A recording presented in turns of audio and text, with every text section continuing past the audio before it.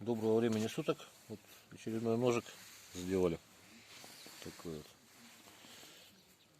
Вот подвес равняю.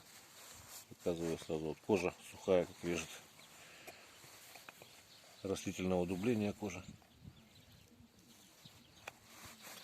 Бычий хвост. Целиковый, без швов. Вот ножны все такие вот без швов. Внутри можжевельник. Клинок всегда приятно пахнет. Так вот вставляется в ножны. Даже вот до щелчка. Сам не упрыгивает. Ношу я обычно справа вот так удобно. Сел, встал, не мешает.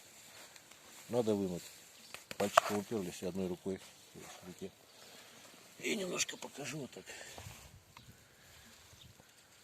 Вот рог лося. Шагает уверенно.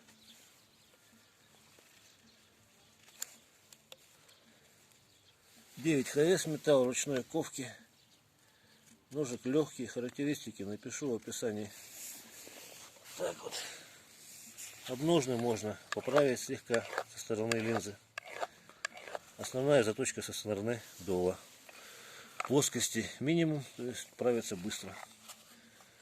Так, и подождите немножко.